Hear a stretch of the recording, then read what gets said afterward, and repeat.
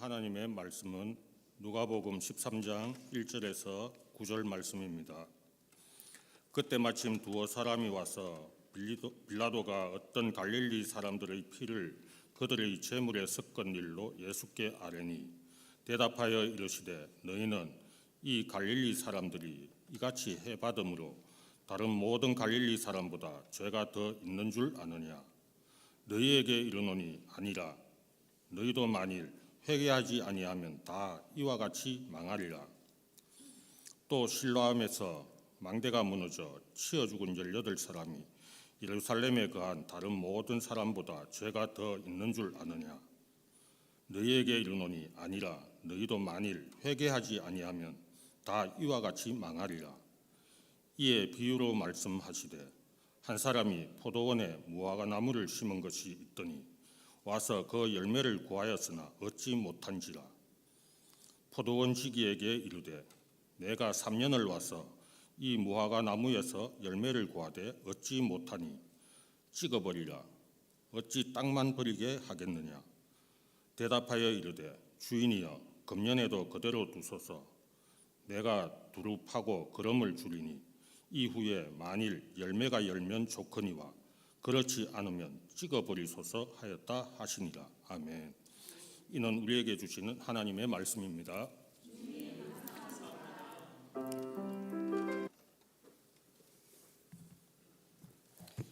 귀한 찬양 감사드립니다. 기도하겠습니다. 참 좋으신 하나님 아버지 은혜와 사랑에 감사드립니다. 이 아침 우리를 예배의 자리로 불러주시고 주님 앞에 나오게 하시니 감사합니다. 예배 가운데 하나님의 그 놀랍고 그 크신 사랑을 경험하며 다시금 우리가 주님의 사랑을 받는 자요 하나님의 자녀임을 확인받는 시간 되게 하옵소서. 내 입술의 모든 말과 내 마음의 묵상이 오직 주님께 연락되기 바라오며 존귀하신 주 예수 그리스도의 이름으로 간절히 기도하옵나이다. 아멘. 복된 주일입니다. 하나님의 크신 은혜와 평강이 오늘 예배의 자리에 함께 하신 여러분과 여러분의 가정에 충만하게 더해지시기를 주 예수 그리스도의 이름으로 간절히 축원합니다. 본문을 중심으로 금년에도 그대로 두소서, 금년에도 그대로 두소서라는 제목으로 하나님 말씀 함께 나누겠습니다.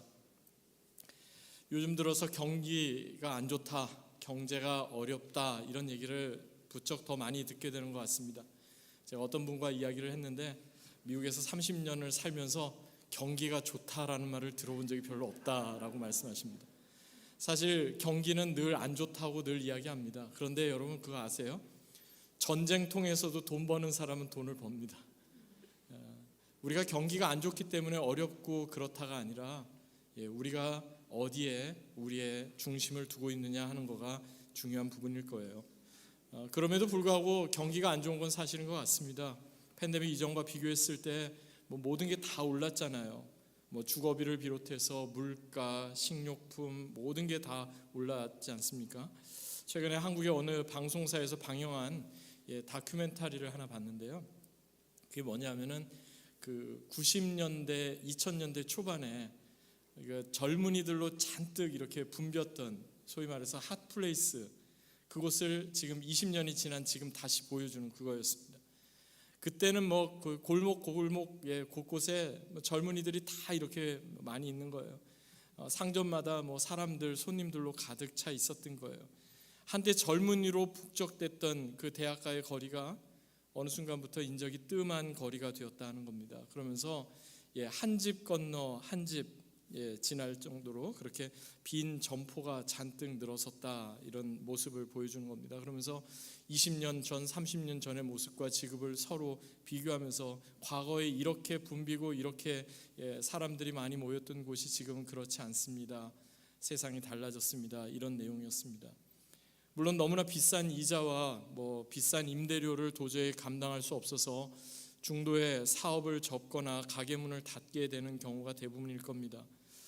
그런데 여러분, 과거 팬데믹 초기에도 그런 경우가 있었잖아요. 갑작스럽게 경제적 어려움을 겪거나 또는 실직 등으로 주택을 소유한 홈오너들 가운데 주택담보대출, 몰기지를 제때 이렇게 갚지 못하는 사람, 바로 은행에 이렇게 집이 넘어가는 것 대신에 지불 유예, 그러니까 모라토리엄을 이렇게 국가가 한시적으로 허용해 준 적이 있습니다. 물론 정부가 지불 유예를 허용했다고 해서 채무 자체가 없어지거나 사라지진 않습니다. 단지 채무의 상환을 뒤로 이렇게 조금 연기해 주는 것뿐입니다. 저는 오늘 본문을 그렇게 좀 그런 관점에서 보려고 합니다. 예수님께서 비유로 말씀하셨어요. 이것은 예수님께서 특별한 목적을 가지고 우리에게 어떤 메시지를 주시기 위해서 이 말씀을 하신 겁니다. 일명 열매 맺지 못하는 무화과 나무의 비유로 오늘 본문은 잘 알려져 있는데, 이 본문을 통해서 우리가 깨닫게 되는 하나님 나라의 또 다른 모습이 있다는 겁니다. 먼저 본문 6절 7절 한번 보시기 바랍니다. 이에 비유로 말씀하시되 한 사람이 포도원에 무화과 나무를 심은 것이 있더니 와서 그 열매를 구하였으나 얻지 못한지라. 포도원 지기에게 이르되 내가 3년을 와서 이 무화과 나무에서 열매를 구하되 얻지 못하니 찍어버리라. 어찌 땅만 버리게 하겠느냐. 아멘이세요? 여기서는 아멘 하시면 안 되는데, 포도원을 소유했던 한 사람이 있대요. 포도원 주인 같아요. 그런데 이 사람이 이상하게 포도원을 소유했으면 포도원에 포도나무를 심어야 되잖아요. 근데 포도원에 뭘 심어요? 무화과 나무를 심었다는 겁니다. 포도원에 무화과 나무를 심고, 그리고서 포도원에 심은 그 무화과 나무에서 열매를 구하는데 열매가 맺히지 않으니까 포도원 지기, 그러니까 주인은 다른 데 있고 이제 포도원을 관리하는 포도원 지기에게 이야기하는 거죠. 이 나무 찍어버려라. 열매가 없다. 그렇게 이야기를 하고 있는 겁니다. 실제 포도원에 무화과 나무를 심는 경우가 비일비재했을까요? 그렇지 않았을까요? 포도 농사를 혹시 지어보신 분 있으신지 모르겠는데, 포도원에 무화과 나무를 심는 경우는 극히 드문 경우라고 합니다.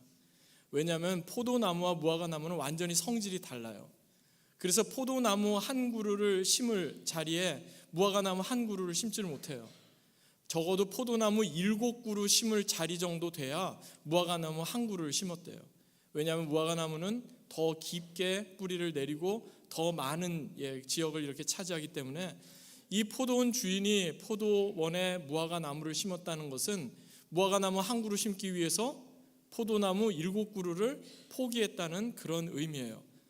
나름 포도나무 7그루에서 얻을 소출이 얼마나 많겠어요. 그런데 그 손해를 감수하면서까지 거기에 무화과 나무를 심었는데 결과는 어떻습니까? 열매가 없었다 하는 겁니다. 열매가 없었다. 열매가 전혀 맺히지 않으니까 주인이 말하죠. 3년을 지켜봤는데 열매가 없다. 찍어 버려라. 이제 포도원 지기에게 그렇게 이야기한 겁니다. 더 이상 열매도 맺지 못하는 무화과 나무 방치해 두느니 그 나무 찍어버리고 거기에다가 7그루의 포도나무를 심는 게 낫겠다, 이렇게 생각을 한 거죠. 만약에 여기에서 본문이 끝났다면 저와 여러분에게는 소망이 없습니다. 열매를 맺지 못하면 그 즉시 찍어버려라, 그렇다면 우리는 소망이 없는 겁니다. 그런데 여러분, 오늘 본문 앞의 내용과 사실은 오늘 본문은 그 전체가 좀 약간 좀 다른 내용 같으잖아요. 6절 앞에 나오는 1절부터 5절 가운데 나오는 내용을 보니까 총독 빌라도가 갈릴리 사람들의 피를 제물에 섞은 그 사건이 있고, 또 그 실로암 망대가 갑자기 무너져서 18명이나 되는 사람이 그 망대가 무너지는 바람에 죽임을 당하는 그런 안타까운 사고를 지금 이야기하잖아요. 그리고 나서 갑자기 오늘 본문을 말씀하고 있는 거예요. 그러면서 본문 3절 5절에 보니까 반복적으로 나오는 말씀이 있습니다. 3절 보니까 어떻게 되어 있어요? 너희도 만일 회개하지 아니하면 다 이와 같이 망하리라. 5절에도요. 너희도 만일 회개하지 아니하면 다 이와 같이 망하리라. 계속 똑같이 말씀하시는 것은 회개하지 않으면 다 망한다, 쫄딱 망한다, 찍혀 버려진다, 지금 그것을 말씀하고 있는 것 같아요. 그리고 나서 열매 없는 무화과 나무 찍어버리라 그렇게 말씀하시니까 이것은 지금 마지막 때의 어떤 심판에 대해서 말씀하는 그 경고의 말씀이구나, 우린 그렇게 생각하게 되는데, 사실 오늘 본문의 핵심은요, 찍어버려라 거기가 핵심이 아니에요. 오늘 본문의 핵심은 그 다음에 나와요. 본문 8절 보실까요? 누가복음 13장 8절 말씀 같이 한번 읽어보겠습니다. 시작. 대답하여 이르되 주인이여 금년에도 그대로 두소서. 내가 두루 파고 거름을 줄이니. 지금 이것은 누가 말씀하는 거냐면 포도원 지기, 그러니까 포도원을 관리하는 종이 포도원의 주인에게 말씀하는 거예요. 제가 다시 한번 8절과 9절을 봉독하겠습니다. 한번 잘 들어보시기 바랍니다. 대답하여 이르되 주인이여 금년에도 그대로 두소서. 내가 두루 파고 거름을 줄이니 이후에 만일 열매가 열면 좋거니와 그렇지 않으면 찍어 버리소서 하였다 하시니라.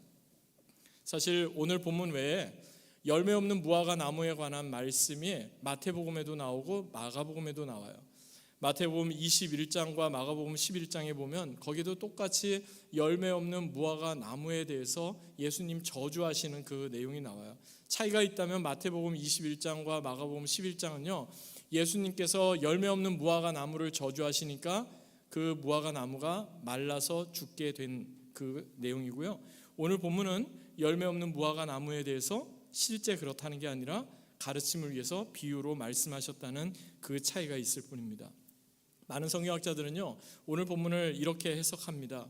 여기에서 포도원 주인은 하나님, 그리고 무화과 나무는 이스라엘 또는 유대인들, 그리고 열매는 참된 회개, 마지막으로 포도원 지기는 예수님, 이렇게 해석을 합니다. 즉 주인으로 묘사된 하나님은요, 이미 무화과 나무로 묘사된 이스라엘 그리고 유대인들을 지금 심판하시려는 마음을 가지고 계셨던 거예요. 그런데 포도원 지기로 묘사되는 예수님으로 인해서 아직까지 그들이 심판을 받지 않고 아직까지 그들이 지금까지 지내올 수 있었다, 이것을 지금 말씀하고 있는 겁니다. 그렇다면 여러분, 오늘 본문 열매 없는 무화과 나무의 비유 가운데 우리가 다시 한번 생각하고 집중해야 할 메시지는 무엇일까요? 예수님께서는 왜 이것을 우리에게 말씀하시고 어떤 메시지를 우리에게 주시려고 하는 것일까요? 오늘 본문 제가 묵상하면서 한 그 내용을 3가지 정도로 이렇게 좀 정리해 봤습니다. 그리고 그 내용을 하나씩 좀 나누기 원하는데요. 첫 번째로 오늘 본문에서 우리가 발견하게 되는 것은요, 열매 없는 무화과 나무, 이스라엘 백성들뿐만 아니라 바로 우리가 예수님을 믿기 전에 우리의 모습도 그러했다 하는 사실입니다. 열매와 관련해서 성경은 자주 말씀합니다. 특별히 신약 성경의 열매에 대한 부분을 아주 많이 이렇게 말씀하는데, 제가 이제 말씀 준비하면서 쭉 성경에 나와 있는 열매에 관한 그 말씀들을 찾아봤거든요. 그랬더니 구약 성경에도 열매에 관한 말씀이 나오는데요, 그냥 나무를 심고 열매가 맺혔다고 해서 그 열매를 따먹었던 게 아니었어요. 레위기 19장에 보니까 나무를 심고 열매를 얻기 위해서 율법에서 정한 기준이 있어요. 제가 레위기 19장 23절부터 25절 말씀을 한번 봉독하겠습니다. 어떠한 기준으로 열매를 그들이 얻을 수 있는지 한번 잘 들어보시기 바랍니다. 너희가 그 땅에 들어가, 즉 가나안 땅에 들어가 각종 과목을 심거든 그 열매는 아직 할례 받지 못한 것으로 여기되 곧 3년 동안 너희는 그것을 할례 받지 못한 것으로 여겨 먹지 말 것이요, 넷째 해에는 그 모든 과실이 거룩하니 여호와께 드려 찬송할 것이며 다섯째 해에는 그 열매를 먹을지니 그리하면 너희에게 그 소산이 풍성하리라. 나는 너희 하나님 여호와니라. 여러분, 그냥 나무 심었다고 해서 먹는 게 아니었어요. 가나안 땅에 나무를 심고 농사를 짓게 되면 어떻게 된대요? 첫 3년 동안은 아무리 거기서 열매가 나와도 그것을 부정한 것으로 여기라 하는 거예요. 그리고 4번째 해는 그때 나온 열매는 하나님 앞에 거룩한 열매이기 때문에 여호와 하나님께 올려드리고 비로소 5번째 해부터 그 소산, 그 열매를 취하고 얻을 수가 있다, 이렇게 말씀한 거예요. 그러니까 오늘 본문에서 지금 3년을 기다렸다는 것은 처음 부정한 그 3년을 기다렸다는 의미가 아니에요. 3년을 기다렸다는 것은 처음 부정했던 3년, 그리고 이것은 정결하다고 하나님께 드려야 된다는 4번째 해, 그 다음에 5번째 해부터 비로소 소산을 얻어야 되는데 첫째, 둘째, 셋째, 그러니까 모두 7년 동안 기다렸다는 거예요. 무화과 나무를 포도원에 심고서 무려 7년이라는 시간이 지났는데도 아직까지도 열매가 없었다는 거예요. 그렇다면 여러분, 누구에게 문제가 있습니까? 포도원 지기가 너무 조급해서 그런가요? 포도원의 주인이 이건 너무한 건가요? 아니에요. 이것은 무화과 나무에게 문제가 있어요. 뭔가 문제가 있기 때문에, 아니면 땅이 문제든지 뭔가 잘못된 게 있기 때문에 7년이 지나도록 열매가 하나도 없었다 하는 겁니다. 그런데 여러분 그거 아세요? 예수님을 모를 때, 아니면 예수님을 믿는다고 했지만 제대로 예수님이 주인이 아니라 내가 주인 노릇하며 그렇게 살았을 때 우리의 모습이 열매 없는 무화과 나무와도 같았다는 사실입니다. 아무리 겉으로는 울창해 보이고 겉으로는 대단해 보이는데, 오랫동안 신앙생활해서 교회 생활도 익숙하고 또 예배드리는 것도 익숙하고 그렇게 한데, 실제로 열매를 찾으려고 주님께서 보시니까 열매가 하나도 없었다. 그게 바로 우리의 모습이었다는 겁니다. 그럼에도 불구하고 예수님이 열매 없으니까 그럼 그때마다 찍어서 버리자 이렇게 말씀해 주셨으면 우리에게 소망이 없었을 거예요. 예수님께서 우리에게 주시는 것은요, 다시 한번 기회를 준다, 다시 한번 기회를 주십시오 하는 거였습니다. 즉, 두 번째 오늘 메시지는요, 포도원 지기로 묘사된 예수님께서는 여전히 우리를 기다려주시고 여전히 우리에게서 열매가 맺히기를 원하신다는 사실입니다. 다시금 본문 8절 보실까요? 대답하여 이르되 주인이여 금년에도 그대로 두소서, 내가 두릅하고 거름을 줄이니. 저는 이 말씀 가운데 복음을 발견합니다.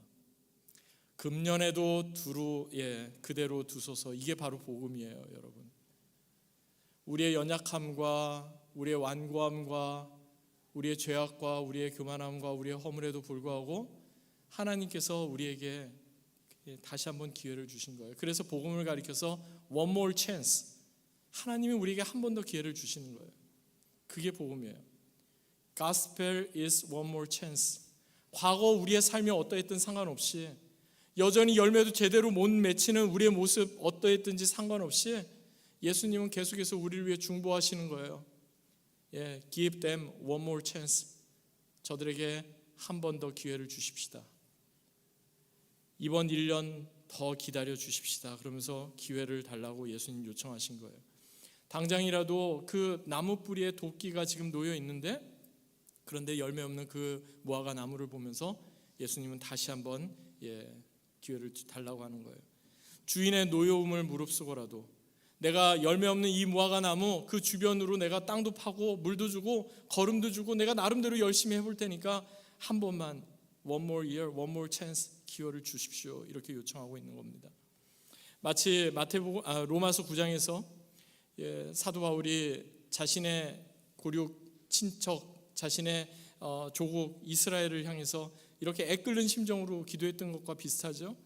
로마서 9장 3절 보니까 나의 형제 곧 고륙의 친척을 위하여 내 자신이 저주를 받아 그리스도에게서 끊어질지라도, 심지어는 내가 구원의 반열에 들지 못하는 한이 있더라도 내 고륙 친척 이스라엘, 내 형제 자매가 그대로 심판받고 그대로 멸망당하지 않게 해주십시오, 목숨 걸면서 그렇게 중보했던 사도 바울의 기도처럼, 그리고 십자가상에서 그 온갖 수모와 모진 고통을 다 감내하시고 물과 피를 다 쏟으시면서까지 마지막으로 예수님 하셨던 말씀, 주여 저들을 용서하여 주십시오, 끝까지 용서와 사랑을 보여주셨던 예수님처럼 오늘 본문에서 포도원 지기로 묘사된 주님께서는요, 여전히 우리를 기다리고 계십니다. 여전히 우리에게 기회를 주십니다. 오늘 전까지, 아니 오늘까지, 지금 이 순간까지 내 모습이 정말 모든 게 다 그냥 엉망진창인 것 같고 제대로 뭐가 하나 좀 되지 않은 것 같고 매번 실수하고 매번 넘어지는 것 같더라도 주님께서는 우리에게 one more chance, 넘어졌더라도 one more chance, 주저앉아 있더라도 one more chance, 다시 한번 일어서라고 우리를 붙잡아 주시는 분이십니다. 그래서 예수님의 초점은요, 예수님의 초점은 심판에 있지 않아요. 예수님의 초점은 구원에 있어요. 소망에 있어요. 근데 여러분, 이것이 영원히 지속되는 걸까요?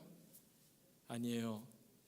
예수님께서 아무리 우리에게 기회를 주시고 기다려 주셔도 끝까지 예수님을 거부하고 끝까지 하나님의 말씀을 외면하게 되면 결국 유보되었던 바로 그 때가, 바로 심판의 때가 누군가에게, 그리고 우리에게 반드시 찾아오게 된다는 사실입니다.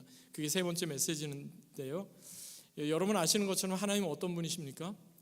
하나님은 자비로우시며 은혜로우시며 노하기를 더디하시며 인자와 긍휼이 풍성하신 하나님, 신약으로 표현하면 God is love, 하나님은 사랑이시잖아요.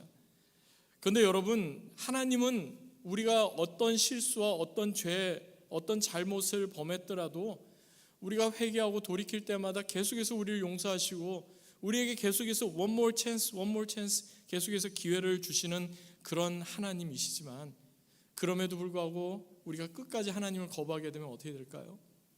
그럼에도 불구하고 우리가 끝까지 하나님의 말씀을 완고하게 거부하게 되면 어떻게 될까요? 결국 뒤로 조금 미뤄졌던, 유보되었던 그 심판의 때가 반드시 찾아오게 되는 겁니다.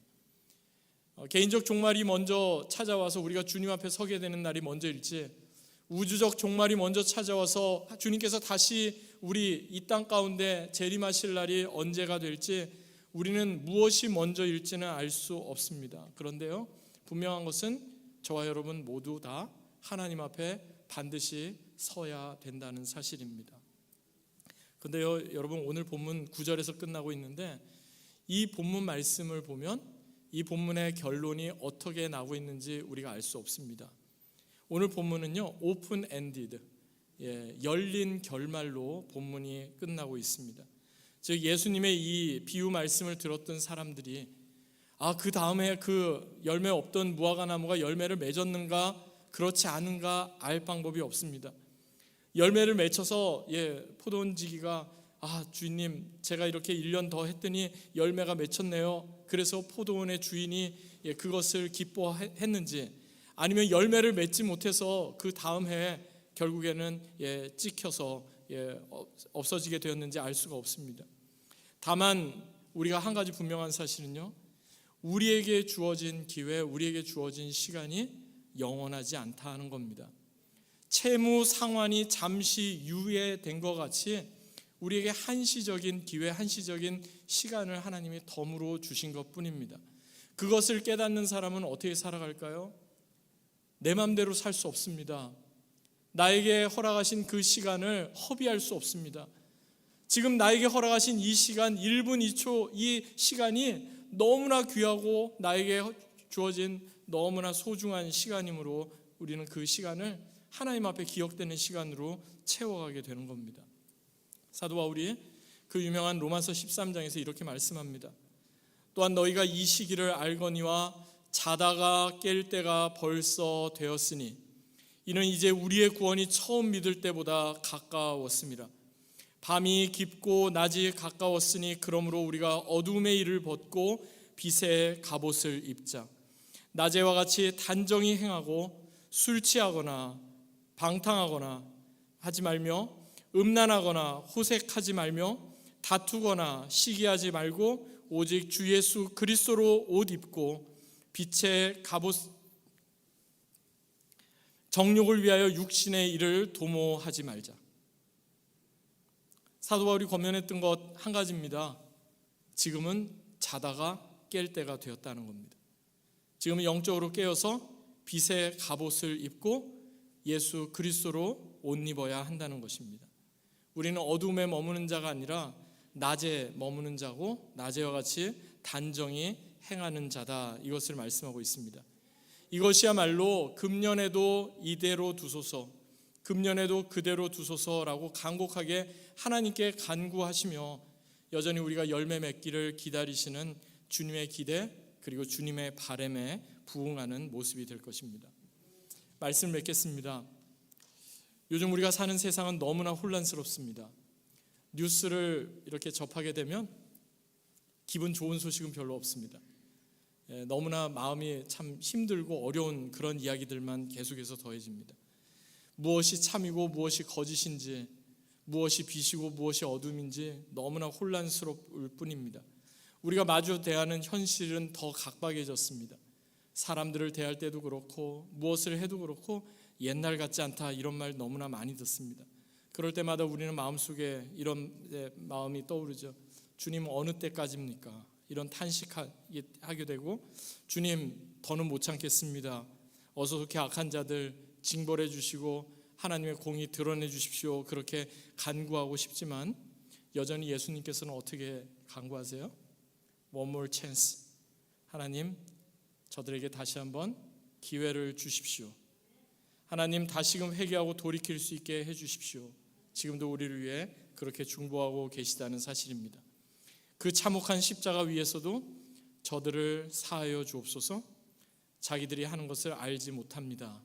이렇게 용서와 중보의 기도를 드리셨던 예수님, 우리에게 주셨던 그 놀라운 은혜, 우리에게 주셨던 그 복음의 메시지는 다른 데 있지 않습니다. 끝까지 우리를 참아주시고 끝까지 우리를 인내해 주시며 끝까지 우리를 기다려 주셨던 예수님 때문에 우리에게 소망이 있는 것입니다. 우리가 이 사순절을 보내면서 다시 한번 마음에 되새겨야 될 것이 있다면 다른 게 아닙니다. 우리도 예수님처럼 더 용서하고 더 기다리고 더 인내하고 더 받아주는 그런 사람이 되는 겁니다. 그리하여 생명의 주님 안에 거함으로 하나님께서 기대하시는 풍성한 열매를 아름답게 드러내는 저와 여러분, 그리고 우리 내슈빌 한인장로교회가 되기를 주 예수 그리스도의 이름으로 간절히 축원합니다. 아멘. 오늘 주신 이 말씀 기억하며